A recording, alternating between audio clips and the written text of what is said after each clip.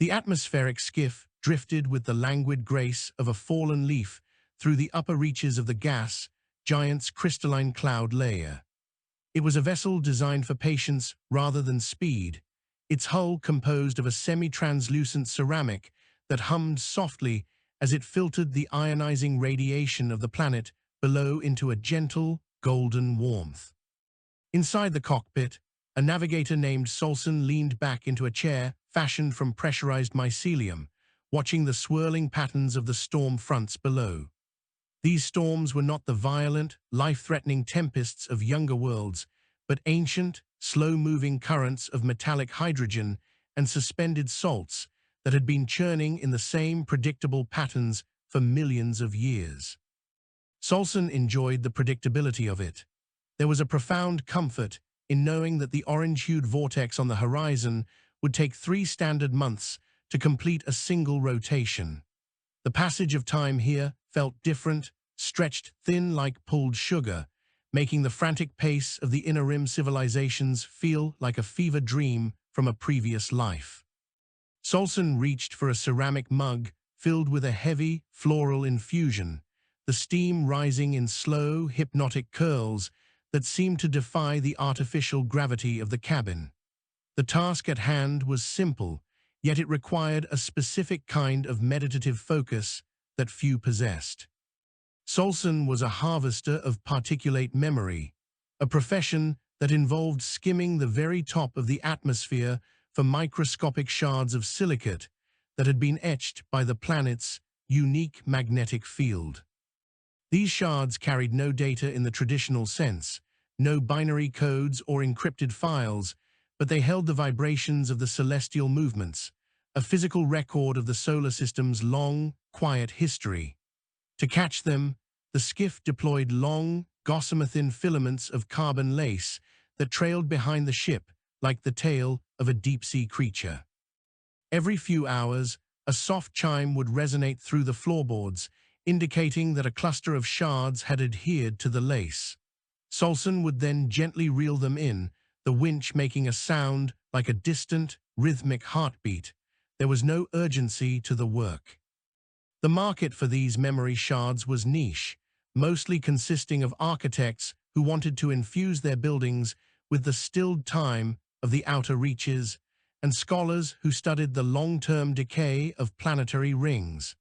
It was enough to keep the skiff fueled and the pantry stocked with nutrient pastes and dried fruits from the agrarian moons. The light outside began to shift from a pale honey color to a deep, bruised violet as the skiff crossed the Terminator line into the planet's long shadow. This was Solsen's favorite part of the cycle. Without the glare of the primary star, the bioluminescent flora that lived in the upper clouds began to glow. They were tiny, drifting organisms, no larger than a fingernail, that clustered together in great, glowing rafts to share warmth and nutrients. From the cockpit window, they looked like constellations fallen from the sky, drifting in slow, undulating rivers of turquoise and emerald green. Solsen dimmed the internal lights of the skiff to better appreciate the view.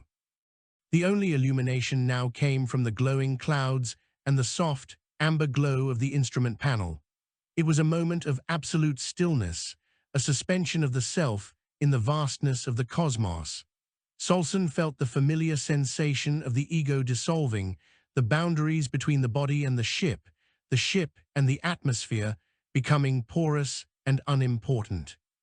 As the skiff moved deeper into the shadow, a large shadow loomed ahead, a floating station known as the Weaver's Rest. It was a modular structure, a collection of pressurized spheres and docking piers held together by the same carbon lace Solsen used for harvesting. It served as a waypoint for independent harvesters and a research outpost for those studying the gas giant's ecology. Solsen initiated the docking sequence, a series of precise, slow maneuvers that required more intuition than calculation. The skiff's thrusters puffed tiny clouds of compressed gas, nudging the vessel toward an open berth on the station's underside. The magnetic grapples engaged with a muffled thud that vibrated through the hull, and the umbilical bridge began to extend. Solsen took a final sip of the infusion, feeling the warmth settle in the chest, and prepared to disembark. There would be others on the station, but the culture of the outer reaches was one of quiet respect and shared solitude. Greetings were usually nothing more than a nod or a brief exchange of data logs. Stepping out of the skiff and into the station's airlock, Solsen felt the slight change in pressure and the scent of recycled air, a mix of ozone, damp earth, and something vaguely metallic. The Weaver's Rest was designed to be as unobtrusive as possible, with corridors lined with living moss and walls made of smoothed, recycled plastics. It was a place for those who found the silence of space to be a symphony. Solsen walked toward the central commons, a large, transparent dome that looked out over the glowing cloudscapes. A few other figures were scattered around the space, some reading from handheld slates, others simply staring out into the void. Among them was an old friend, a technician named Vela, who spent their days maintaining the station's atmospheric scrubbers. Vela looked up as Solsen approached, a small smile touching their lips. They didn't speak immediately, instead gestured to a vacant seat nearby. They sat together for a long time, watching a cluster of bioluminescent organisms drift past the dome, their green light reflecting in the polished floor. Eventually, Vela leaned over and spoke in a voice that was barely more than a whisper, tailored to the quietude of the room. They mentioned that the seasonal winds were shifting earlier than expected, which meant the harvest of memory shards would likely double in the coming weeks. Solsen nodded, considering the implications. A larger harvest meant more work, but also more time spent in the deep currents, away from the station and its small social demands. It was a trade-off that Solsen was more than happy to make. They talked for a while about the technicalities of the lace filaments and the wear and tear the ionizing radiation caused on the ceramic hulls. It was the kind of conversation that was grounded in the physical reality of their lives, devoid of the grand political or economic concerns that dominated the inner systems. Here life was measured in the integrity of a seal, the charge of a battery, and the slow, rhythmic dance of the planets. As the night progressed, though the concept of night was purely ceremonial in a place of eternal orbit, Solsen returned to the skiff to begin the process of cleaning and cataloging the day's haul. Each shard was placed into a specialized tray where a low-power laser scanned its surface to confirm its structural integrity. The shards were beautiful in their own right, tiny, jagged diamonds that caught the light and fractured it into 1,000 tiny rainbows. Solsen worked with steady, practiced hands, finding a rhythm in the repetitive nature of the task. There was a profound satisfaction in seeing the trays fill up, each one representing hours of patient waiting and careful navigation. It was a life of small victories and quiet rewards, a life that Solsen had chosen specifically for its lack of friction. After the trays were secured, Solsen lay down in the small sleeping berth, the sound of the station's life support systems a soothing hum in the background. Tomorrow would bring more of the same, more amber clouds, more glowing rivers, and more shards of time to collect, and for Solsen, that was more than enough. The dreams that came were not of the past or of far-off places, but of the very clouds Solsen traveled through. In the dream, Solsen was not in a ship, but was a part of the atmosphere itself, a single molecule of gas caught in a grand, circular journey around the planet's core. There was no fear in the dream, only a sense of belonging to something vast and ancient.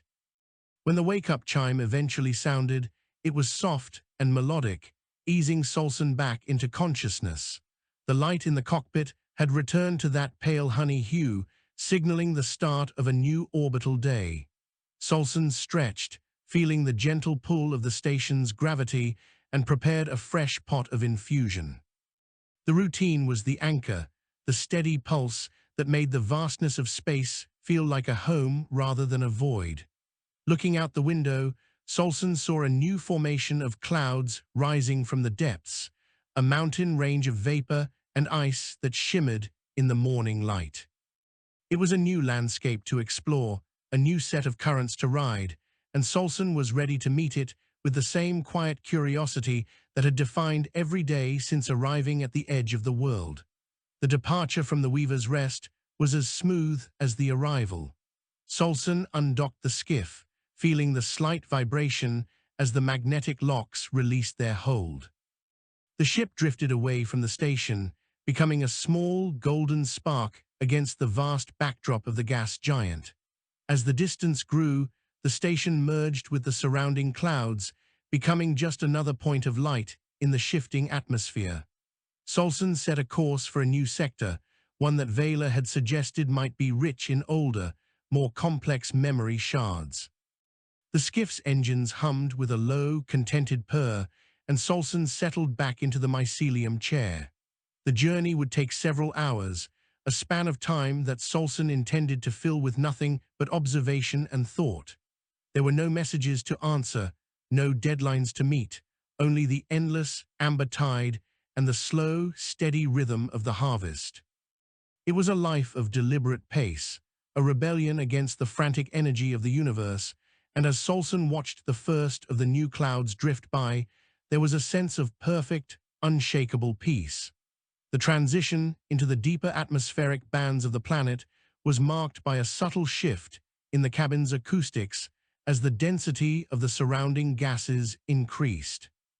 Solsen watched the external pressure gauges climb with a steady, rhythmic progression, their soft blue needles pulsing like a resting pulse.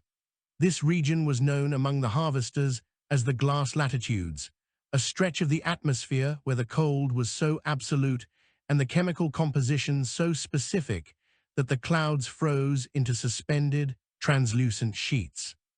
Navigating through them required a delicate touch, as the skiff had to weave between these floating plates of frozen methane and ammonia without causing a collision that might shatter them.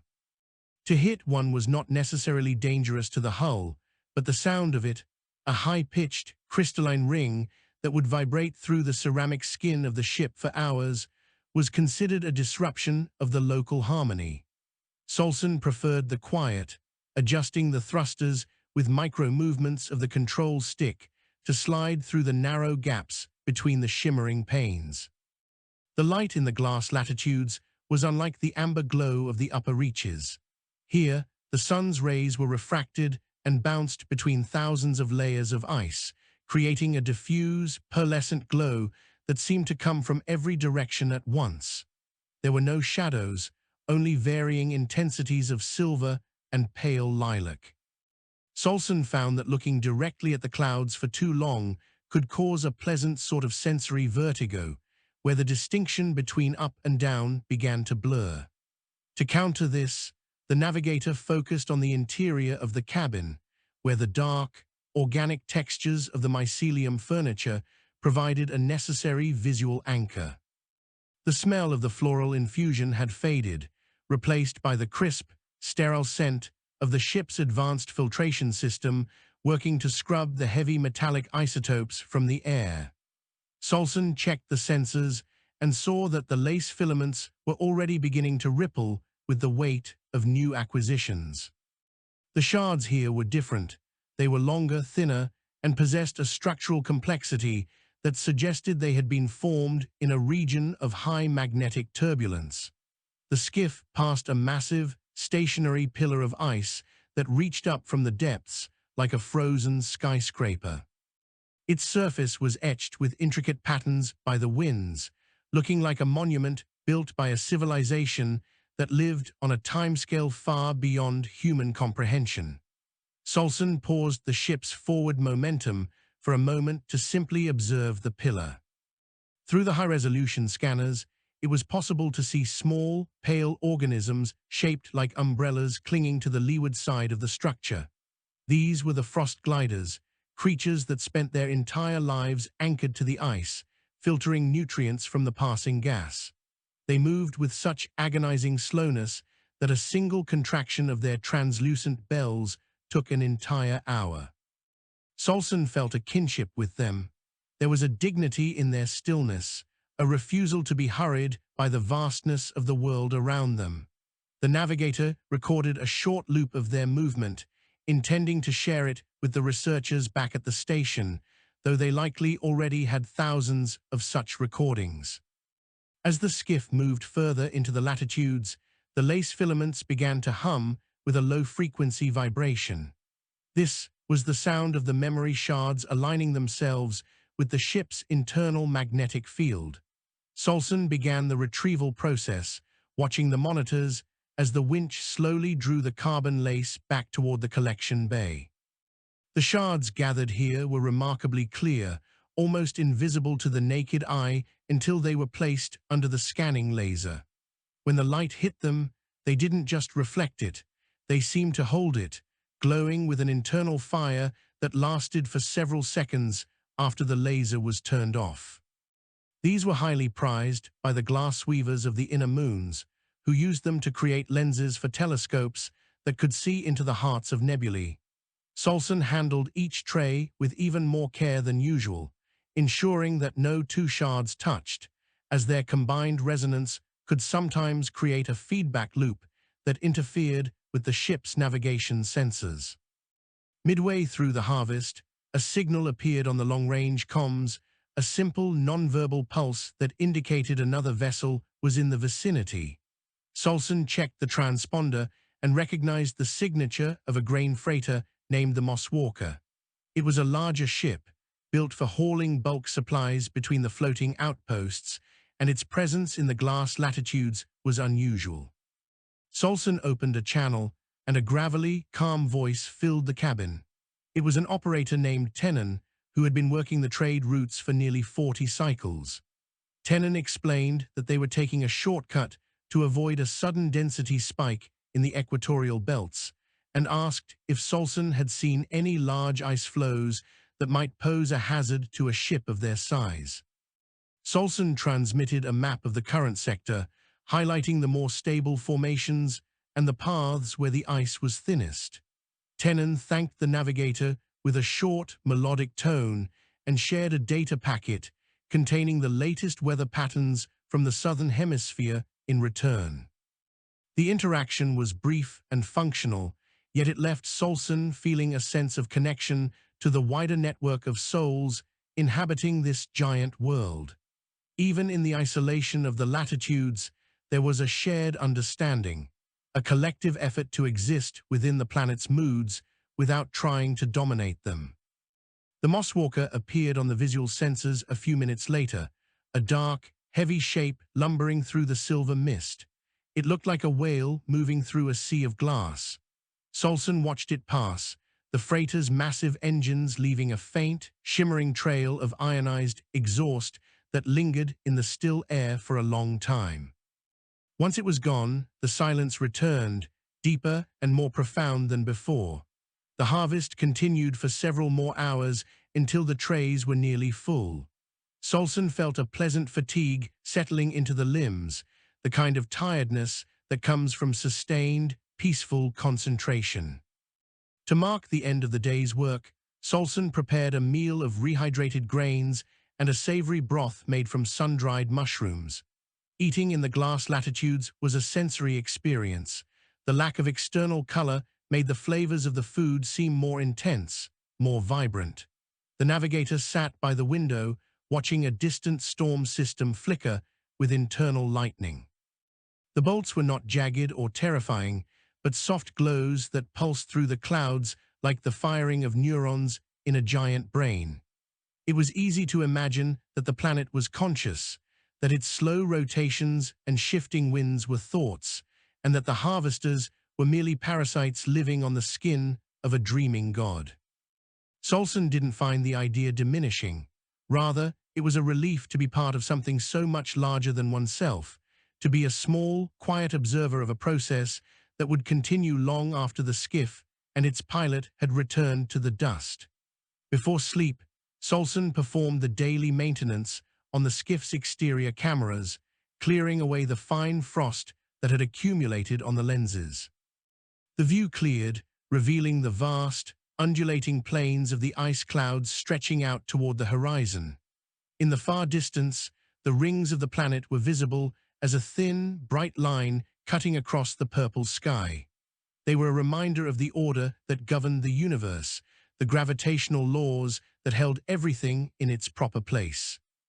Solsen checked the airlock seals one last time, listened to the steady, comforting thrum of the life support, and then climbed into the sleeping berth. The blankets were heavy and warm, smelling of the lavender packets Solsen kept tucked in the corners of the cabin.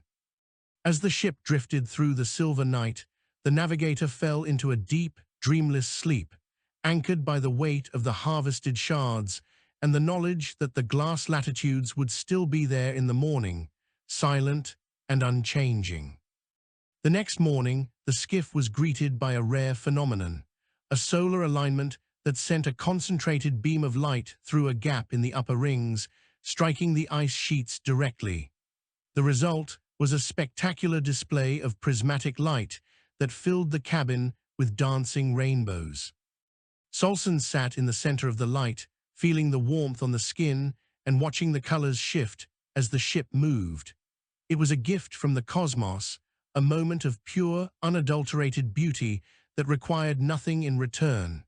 The navigators spent the first hour of the day doing nothing but watching the light, letting the beauty of it wash over the mind like a tide.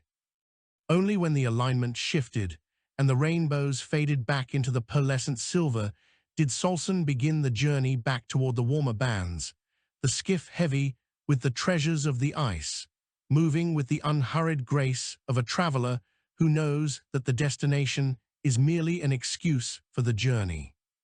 The transition from the crystalline stillness of the glass latitudes into the alabaster reefs was marked by a gradual thickening of the atmosphere into a milky, opaque froth.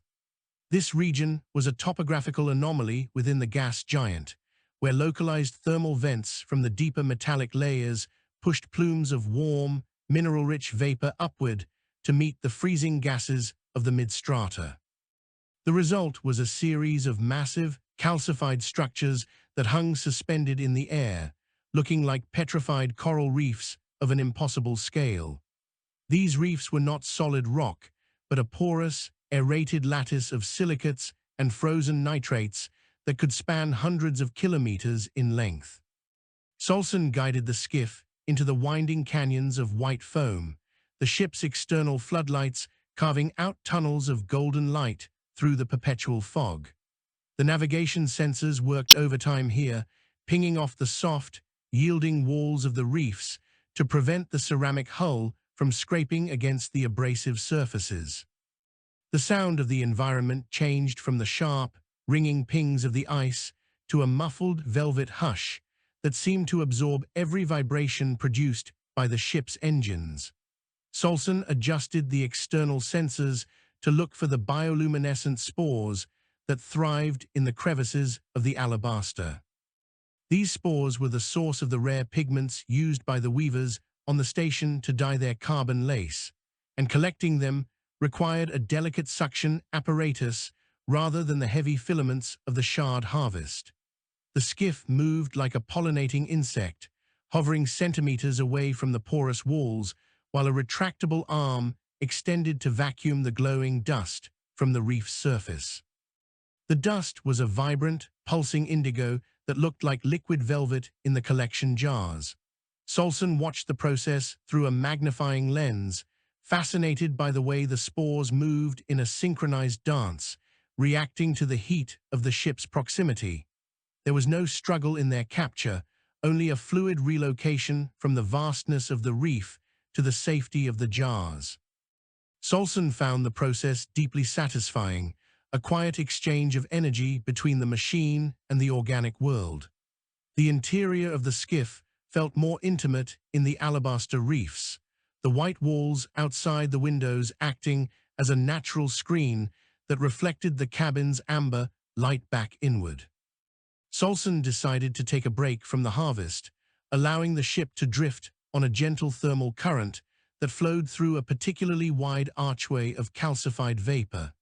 The navigator moved to the small kitchenette and began preparing a more elaborate meal than usual, using a handful of dried berries and a thick, creamy paste made from ground nuts. The aroma of the food filled the cabin, mingling with the scent of the recycled air and the faint, sweet smell of the indigo spores. Solsen ate slowly, savoring each bite while watching a group of atmospheric rays glide past the window.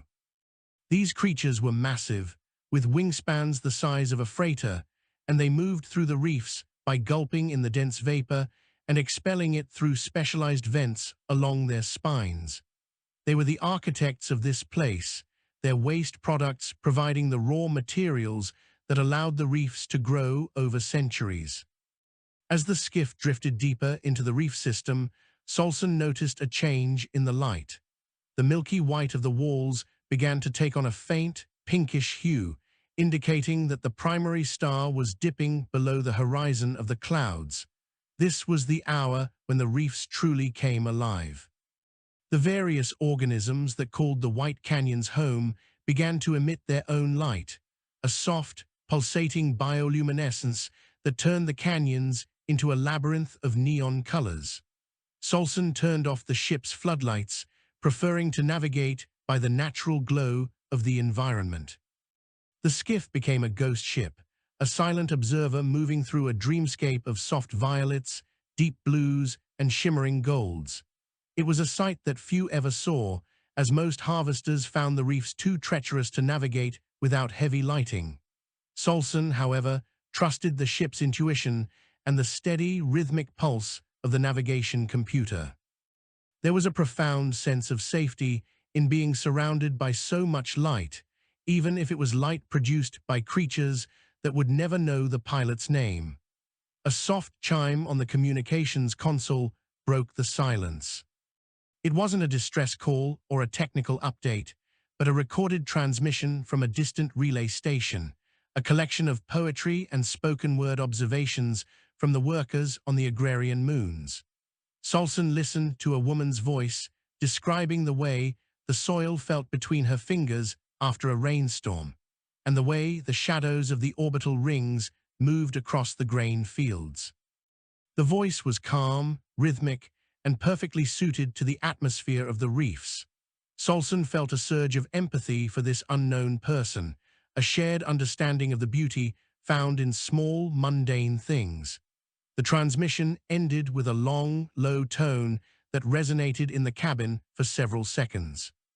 Solsen recorded a brief response, a simple audio file of the sound of the wind whistling through the alabaster arches, and sent it back into the void.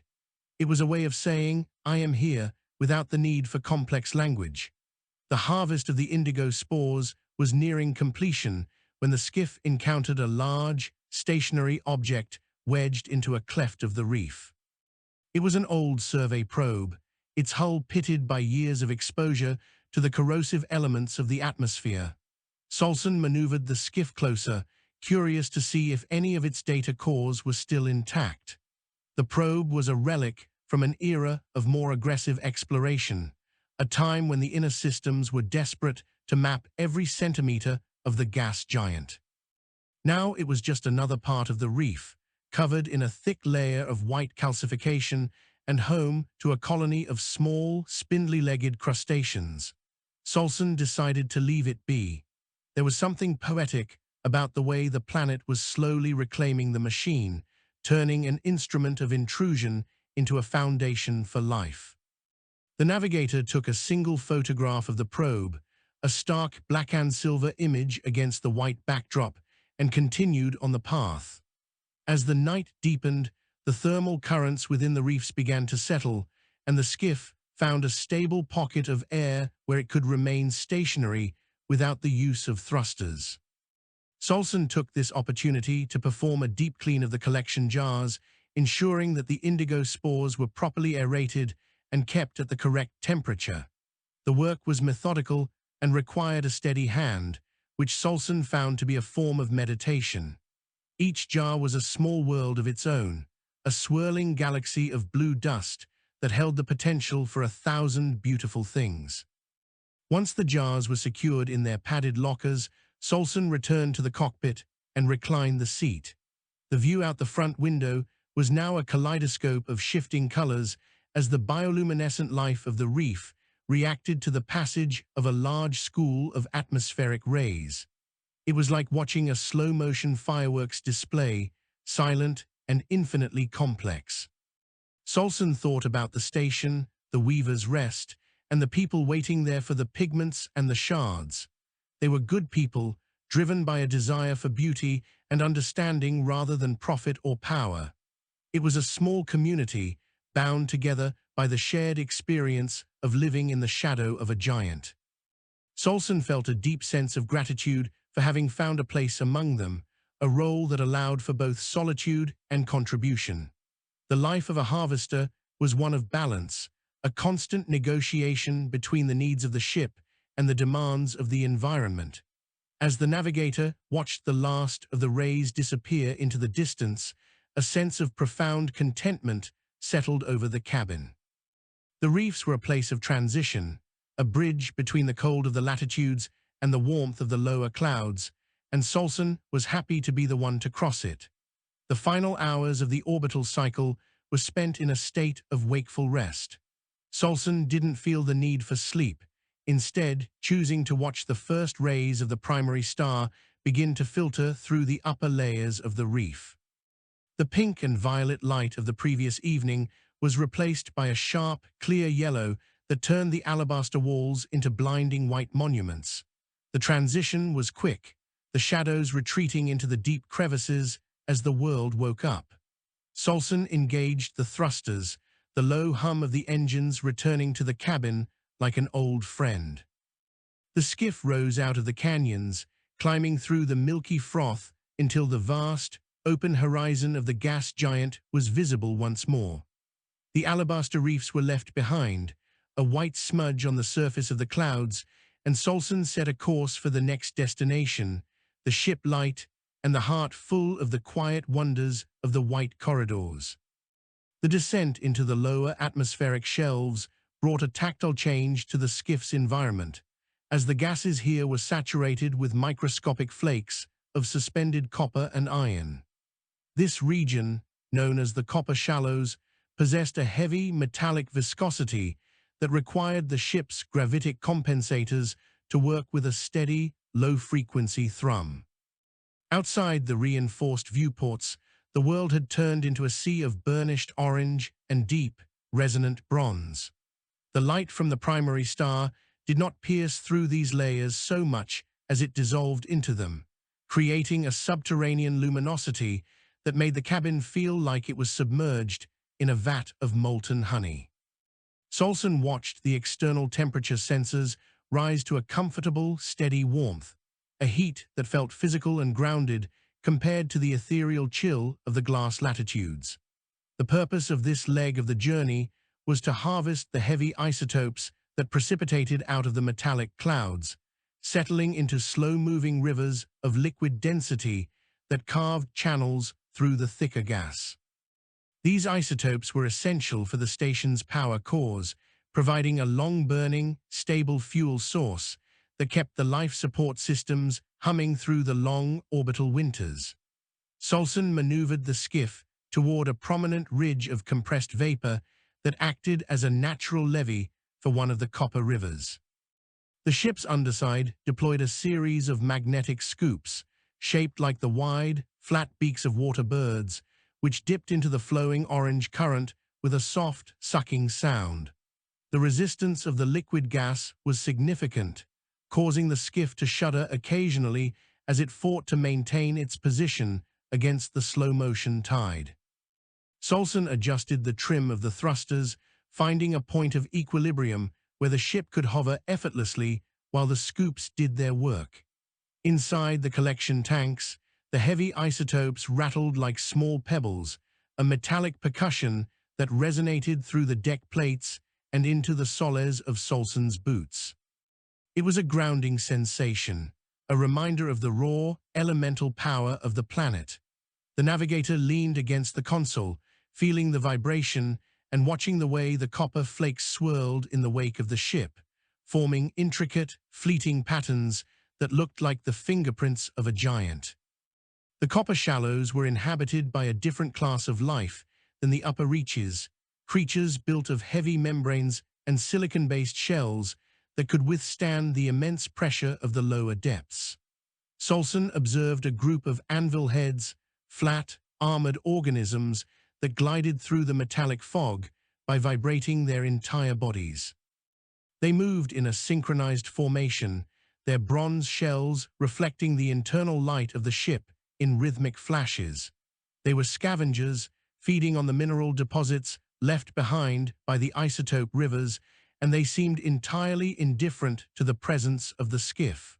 Solsen found their sturdiness admirable. In a universe that often felt fragile and fleeting, these creatures were monuments to endurance. The navigator pulled up a digital ledger to record the density of the anvil head population in this sector, noting that the herd was larger than it had been during the previous cycle. It was a sign of a healthy ecosystem, a confirmation that the delicate balance of the planet's lower layers remained undisturbed by the occasional passage of human machinery. During the height of the harvest, a soft amber light flickered on the internal communication array, indicating a short-range transmission from a nearby research buoy. Solsen opened the file, which contained a series of high-frequency audio recordings of the planet's internal magnetic resonance. When played through the skiff speakers, the sound was a deep, tectonic groan, a sonic representation of the massive pressures and temperatures at the planet's core. It was not a noise one heard with the ears so much as felt in the marrow of the bones. Solsen listened to the planet's voice for a long time, mesmerized by the complexity of the harmonics. It sounded like a great bell being struck at the bottom of an infinite ocean, the echoes stretching out for thousands of kilometers. The navigator recorded a segment of the resonance to take back to the station. The weavers often used these frequencies to calibrate the tension of their carbon lace, believing that material tuned to the planet's heartbeat was less likely to fray under stress. As the collection tanks reached their capacity, the skiff became noticeably heavier, its handling turning sluggish and deliberate. Solsen didn't mind the change. The extra mass made the ship feel more secure, more a part of the thick, metallic world outside. The navigator began the process of retracting the magnetic scoops, a task that required careful timing to avoid trapping too much turbulent gas in the intake valves. Once the external hatches were sealed, Solsen performed a standard purge of the ship's cooling vents, which had become clogged with fine copper dust. A cloud of shimmering orange powder erupted from the sides of the ship, drifting away like a swarm of metallic insects before being swallowed by the surrounding fog. The view cleared, revealing a distant cliff face of solidified minerals that glowed with a dull, internal heat. Solsen decided to set a course along the base of the cliff, curious to see if the thermal gradients had produced any rare crystal formations along the edge of the Copper River. The journey along the cliff was a slow, majestic procession. The walls were hundreds of meters high, composed of layered sediments of sulfur, iron, and silicate that had been pressed into a variegated tapestry of reds, browns, and deep blacks. Solsen dimmed the cabin lights once more, allowing the natural radiance of the heated rock to fill the space. The navigator felt a sense of profound insignificance, but it was an insignificance that brought peace rather than fear. To be a small observer of such geological grandeur was a privilege, a way to experience the scale of the universe without being overwhelmed by its emptiness. Solsen spent several hours simply staring at the patterns in the rock, finding shapes that resembled ancient forests, frozen waves, and the faces of forgotten gods. The imagination, freed from the constraints of urgency, thrived in the shadows of the copper world. Near the end of the cliffside passage, Solsen discovered a small cavern tucked behind a curtain of falling metallic rain. The rain here was not water, but droplets of liquid lead and tin that fell in slow, heavy beads from the overhangs above. The navigator maneuvered the skiff into the mouth of the cavern, the external sensors detecting a pocket of unusually stable gas inside. The interior of the cave was lined with massive, translucent crystals of desastrose gypsum, some as large as the ship itself. They grew in radial clusters, their petals catching the orange light and breaking it into a spectrum of warm, earthy tones. Solsen sat in the cockpit for a long time, the engine idling at a low hum, just watching the way the light played across the crystal surfaces. It was a hidden cathedral, a place of absolute sanctuary that felt as though it had never been seen by human eyes before. Solsen made no move to harvest the crystals, despite their immense value. Some things were meant to remain in the dark, part of the planet's private collection of wonders. The exit from the copper shallows was a gradual climb, the skiff's engines working harder to push the weighted hull back toward the lighter atmospheric bands. Solsen watched the orange fog slowly thin, the deep bronze hues giving way back to the familiar amber of the mid-strata. The transition was like waking from a heavy, warm dream. The navigator felt a lingering sense of the copper world's weight, a physical memory of the pressure and the heat that stayed in the muscles even as the ship returned to the more buoyant gases above. Solsen checked the inventory one last time, satisfied with the haul of isotopes and the data gathered from the research buoy. The mission in the shallows had been a success, providing the raw materials for another season of life on the station. As the skiff breached the upper layer of the copper clouds, the primary star was visible again, hanging low on the horizon like a pale gold coin. Solsen felt a surge of affection for the ship, this small ceramic bubble that provided a home in the midst of such beautiful, indifferent vastness. The navigator prepared a final cup of infusion, the steam rising straight and true in the stabilized gravity of the cabin. There was still a long journey back to the higher latitudes, but for now, Solsen was content to drift in the transition zone, the ship suspended between the heavy metallic depths and the light, airy heights. It was a moment of perfect equilibrium, a pause in the rhythm of the harvest that allowed for a final, lingering look at the copper world before it disappeared beneath the clouds. The journey continued, but the heart remained for a moment longer in the deep, warm orange of the shallows. The ascent from the heavy metallic depths into the mid-altitudes brought the skiff into a region of the atmosphere known as the Gossamer Meridians. Here the pressure was balanced with a precision that allowed for the existence of massive, floating filaments of organic polymer, produced by microscopic aeroplankton that lived in a perpetual state of suspension. These filaments, some stretching for kilometers like invisible silk threads, caught the faint solar winds and formed a vast, shifting web across the planet's temperate belt. Solsen navigated the ship with extreme care, as these threads were nearly impossible to see with the naked eye and could easily become tangled in the skiff's exterior sensor arrays or propulsion vents.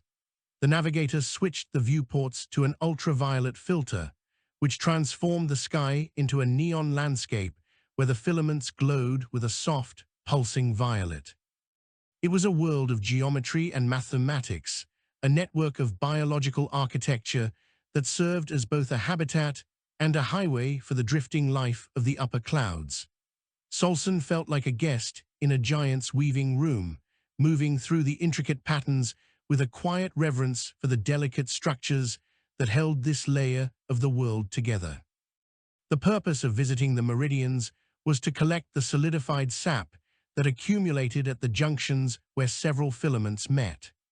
This substance, a clear, amber-like resin, was the primary material used by the station's inhabitants to seal the hulls of their ships and the windows of their living quarters. It was a natural sealant, flexible enough to withstand the thermal expansion of the ceramic hulls, but strong enough to hold back the vacuum of space should a vessel stray too high. Solsen deployed a specialized heated blade from the skiff's forward hull, designed to slice through the sap without damaging the underlying filaments. The process was slow and rhythmic, requiring the navigator to match the ship's drift with the swaying motion of the web. Each time the blade cut through a node of resin, A faint, sweet aroma drifted through the ship's external intake valves, a scent reminiscent of pine needles and toasted honey. It was the smell of the planet's life force, a physical manifestation of the sun's energy processed through the biology of the aeroplankton. The Meridians were home to the most ethereal creatures Solsen had ever encountered, the ribbon drifters.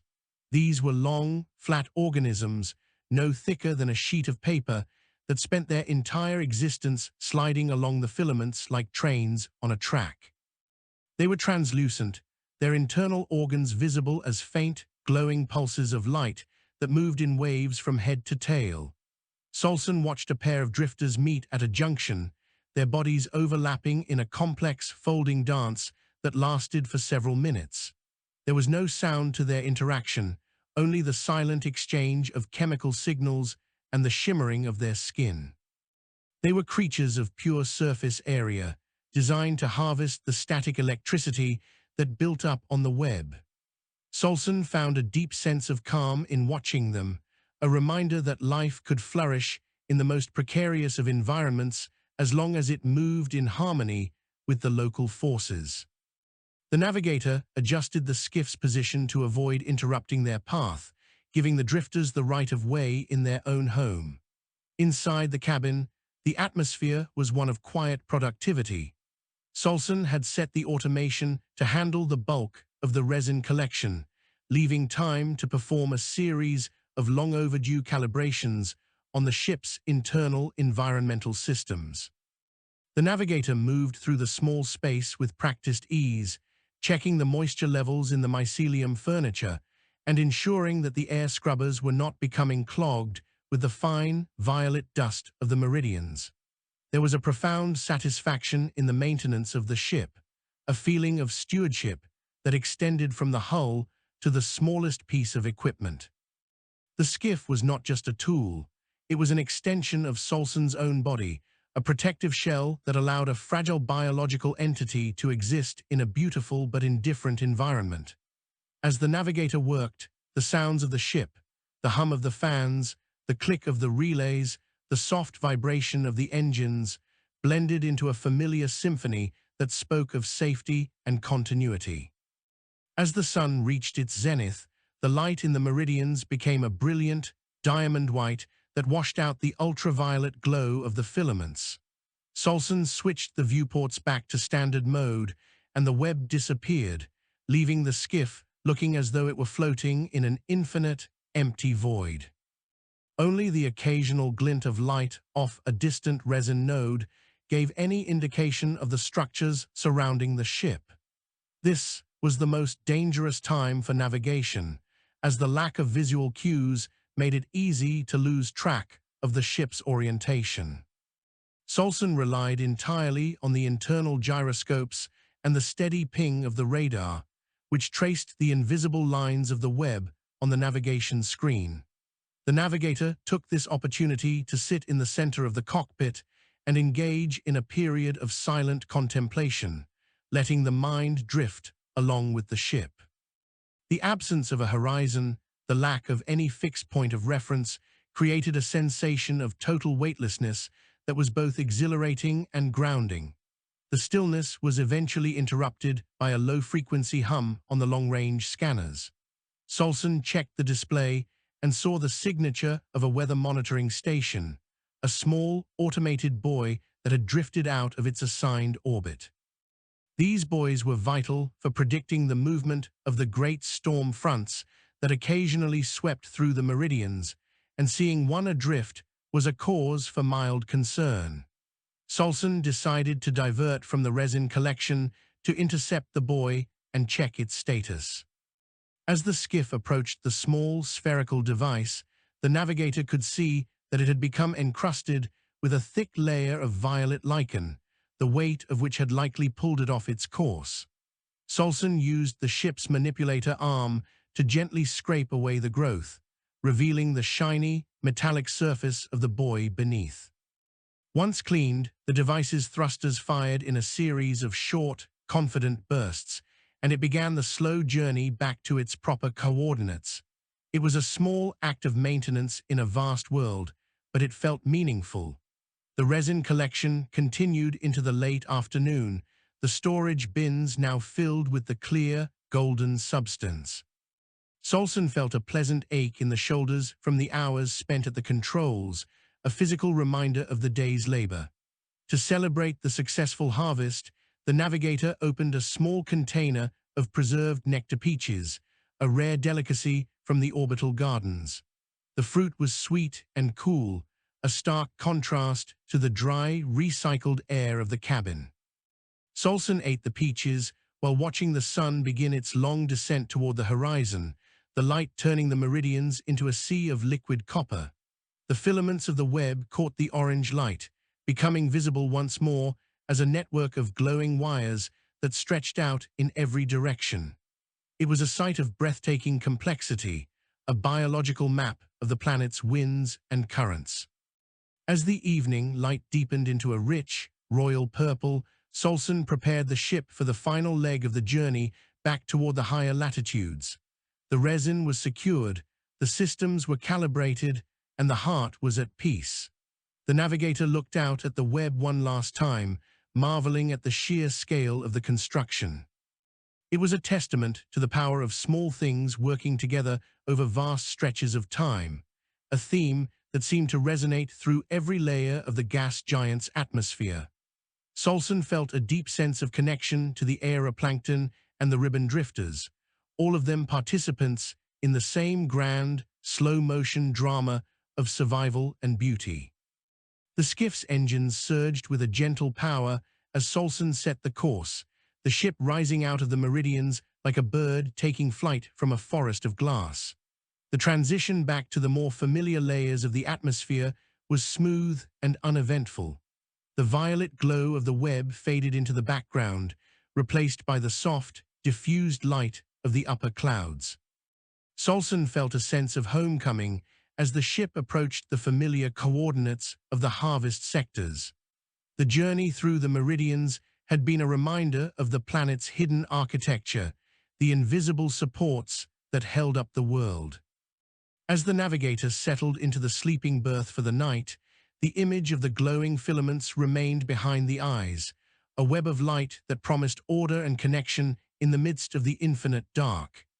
The day had been long, the work had been good, and the sleep that followed was as deep and restorative as the silence of the clouds themselves. Solsen's last thought before drifting off was of the station, the way it would look as the skiff approached with its haul of resin and isotopes. There would be a sense of accomplishment, a shared moment of relief as the supplies were unloaded and the stories of the journey were exchanged.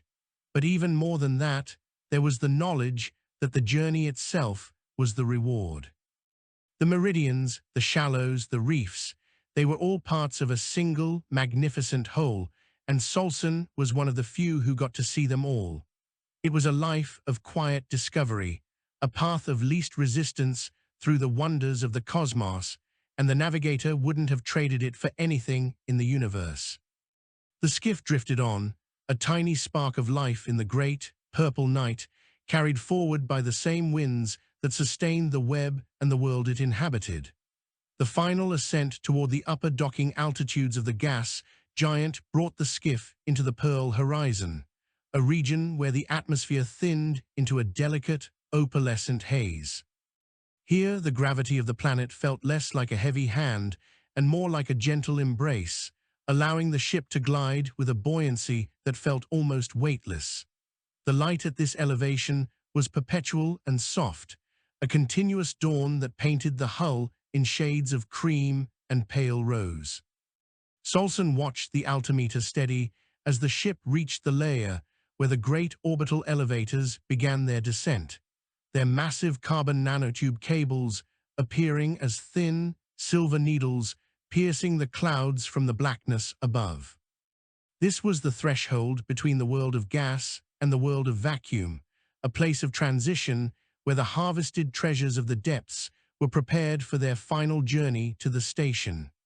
Solsen felt a quiet melancholy at the thought of the journey ending, a reluctance to leave the rhythmic isolation of the clouds for the social hum of the Weaver's Rest. The work in the Pearl Horizon was the most delicate of all.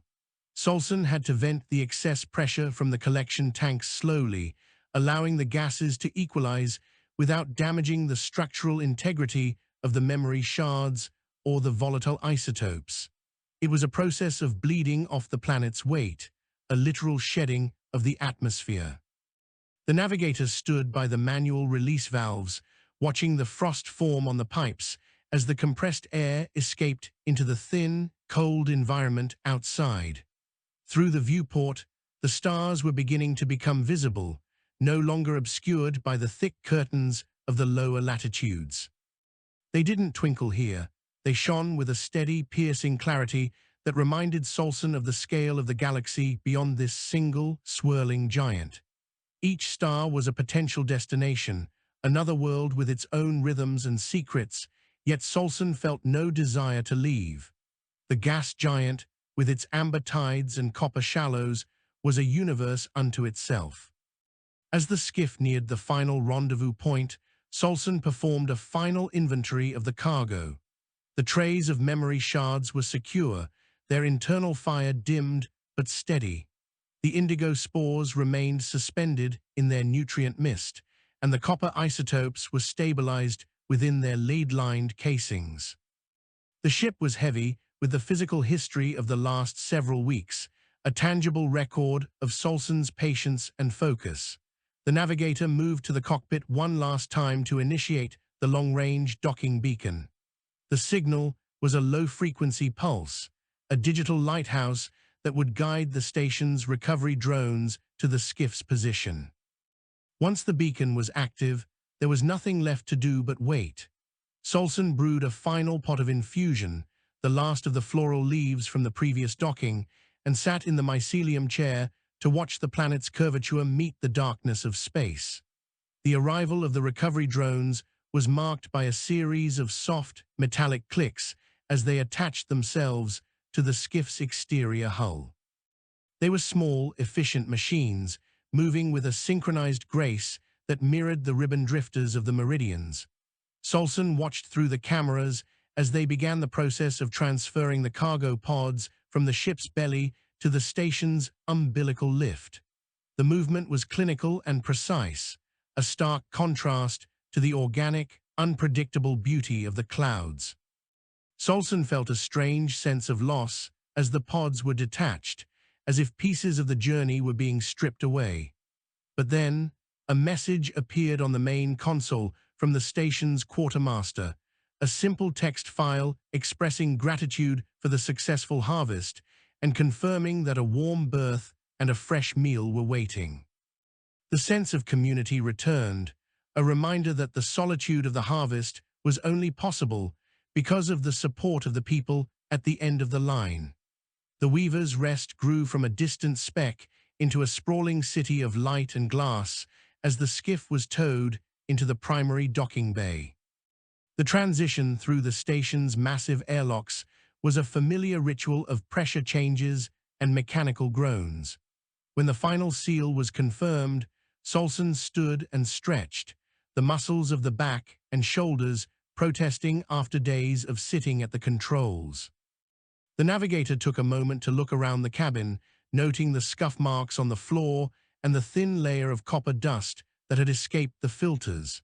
It was a lived-in space, a home that had protected and sustained its inhabitant through the wonders of the deep. Solsen felt a deep affection for the ship, a silent gratitude for its reliability and its quiet presence in the face of the infinite.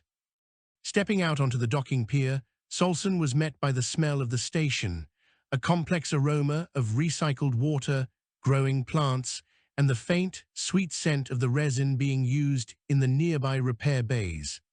Vela was there, waiting with a trolley to help transport the smaller, more fragile samples. They didn't speak much at first, just a nod of recognition and a shared look at the heavy cargo pods being moved into the processing center. The silence between them was comfortable, the silence of two people who understood that words were often unnecessary when the work spoke for itself. They walked together toward the central commons, the artificial gravity of the station feeling solid and certain under their feet. Solsen felt the weight of the planet's experience settling into a memory, a treasure to be held and reflected upon until the next departure. In the Commons, the light was filtered through the massive lenses Solsen had helped provide the materials for. The room was filled with the soft chatter of other harvesters, researchers, and families, a vibrant tapestry of life at the edge of the void. Solsen sat at a table near the glass, looking back out at the planet. From this height, the clouds looked like a marble of swirling cream and gold, a masterpiece of fluid dynamics and ancient chemistry. The navigator realized that the journey hadn't really ended. It was merely a pause in a much longer cycle. The shards would be studied, the spores would be grown, and the isotopes would power the station, all of it contributing to the ongoing story of human presence in this distant corner of the universe.